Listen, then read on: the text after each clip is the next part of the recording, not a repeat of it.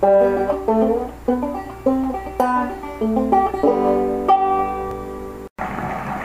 Gorbachev, tear down this wall.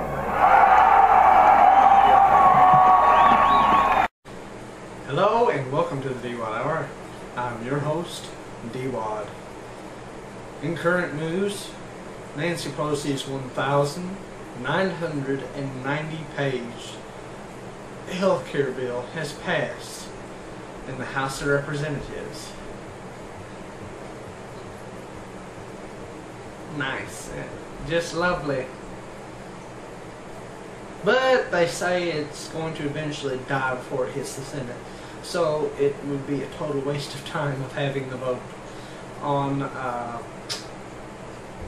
well, the Congress. So, that's all for that.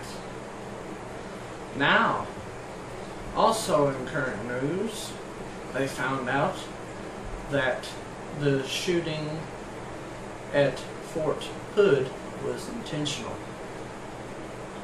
The Muslim activist, Hashiv, I believe his name is, tried to call Al-Qaeda, but he could not get a hold of them. And turns out the military knew about this for months, and he was still a major in the U.S. Army, and he still was in the Army. So, yeah. And going on right now, we are remembering 20 years after the Berlin Wall.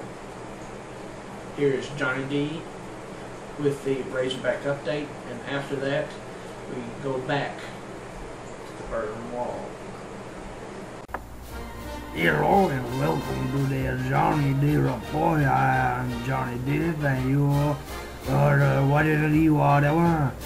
Yeah, let's get on with the Razorback update. 2 weeks ago, Razorback went against Eastern Michigan. That was one funny game. I gotta admit that, yeah. Let's just say Eastern Michigan, they don't play so good. They lost every game they don't ever play. And the Razorback beat them 63-27. Just a few days ago, they went up against South Carolina and made some South Carolina fried chicken out of them. The Razorbacks won, hands down, 33-16. Well, this has been the Johnnhy-D report on the Razorbacks. Be sure to watch the Reagan Berlin video. Thank you for watching the Johnnhy-D report. Goodbye.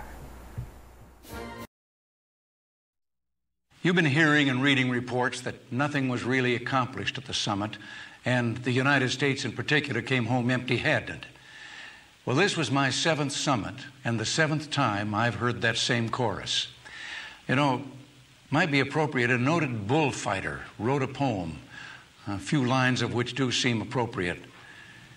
The bullfight critics ranked in rows fill the enormous plaza full, but only one is there who really knows, and he's the one who fights the bull. The truth is, we came home from this summit with everything we'd hoped to accomplish. And tonight I want to report to you on decisions made there that directly affect you and your children's economic future. I also have a special message, one that's about our own economy, about actions that could jeopardize the kind of progress we made toward economic health last week in Venice, as well as the prosperity that during the last 6 years, all of us here in America have worked so hard to achieve. But before beginning, I must make a personal note about something we saw on the last day of our journey, when we stopped in Berlin to help celebrate the 750th anniversary of that noble city. I know that over the years, many of you have seen the pictures and news clips of the wall that divides Berlin.